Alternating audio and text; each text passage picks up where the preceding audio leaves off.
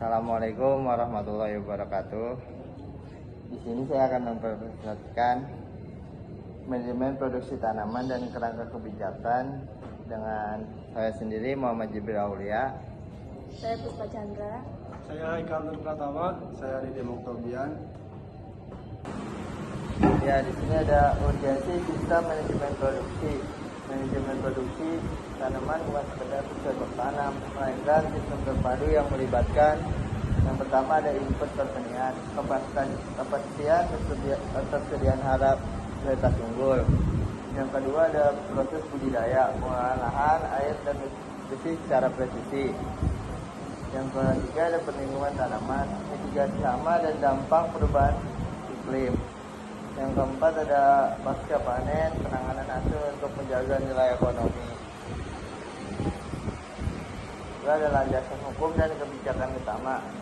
Nomor 1, UU nomor 22 tahun 2019 tentang sistem budidaya pertanian berkelanjutan fokus pada kedaulatan pangan dan kelestarian ekosistem. Yang kedua ada UU nomor 19 tahun 2013 tentang perlindungan dan pemberdayaan petani menjamin kepastian usaha dan risiko gagal panen. Yang ketiga ada UU nomor 41 tahun 2009 tentang perlindungan lahan pertanian pangan berkelanjutan P2B untuk mencegah alih fungsi lahan. Yang ketiga ada sistem budidaya berkelanjutan. Fokus regulasi undang-undang ini mengubah paradigma produksi dari sekedar kuantitas menuju kualitas dan keberlanjutan.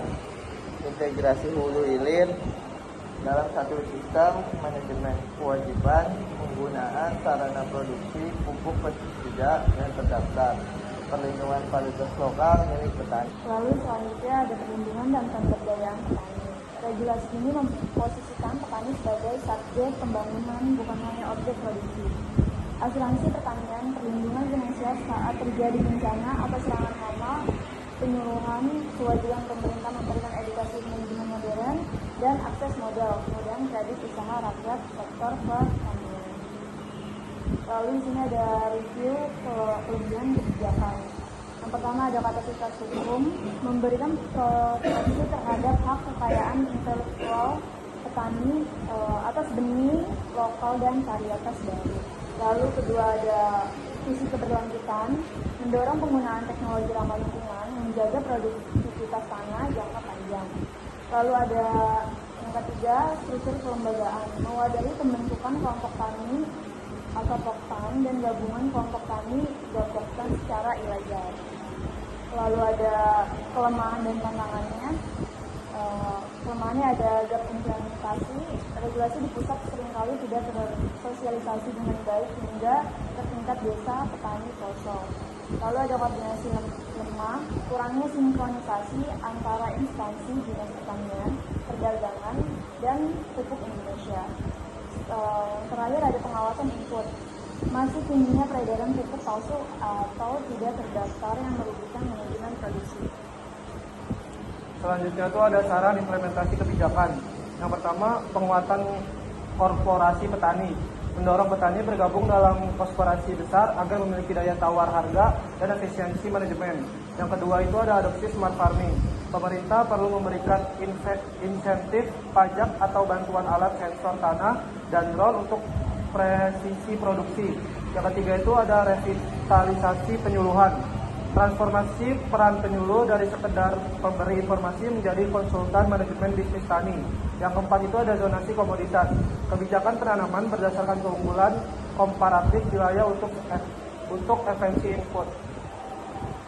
Selanjutnya itu ada manfaat penerapan sistem terpadu. Aspek yang pertama itu ada ekonomi, manfaatnya itu peningkatan pendapatan dan efisiensi biaya. Manfaat bagi negara itu stabilitas harga panen nasional. Selanjutnya itu ada aspek lingkungan. Manfaat bagi petani itu lahan tetap subur dalam jangka panjang, dan manfaat bagi negara itu pencapaian target NDC dan emisi karbon. Selanjutnya itu ada aspek sosial. Manfaat bagi petani itu keamanan finansial via asuransi. Manfaat bagi negara itu kemandirian dan kedaulatan pangan. Selanjutnya itu ada aspek teknologi, manfaat bagi petani, peningkatan literasi digital, manfaat bagi negara itu daya saing komoditas di pasar global. Farming, implementasi kebijakan di lapangan saat ini mulai mengarah pada precision agriculture dengan sensor LOC dan data satelit. Manajemen produksi tanaman tidak lagi berdasarkan insting, melainkan data akurat mengenai kebutuhan air dan pupuk.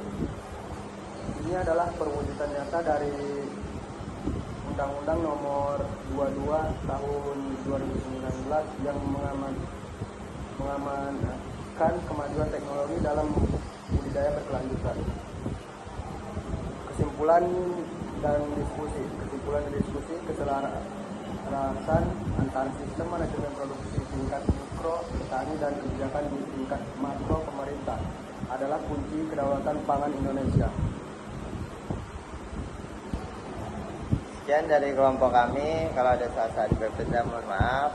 Assalamualaikum warahmatullahi wabarakatuh. Wah.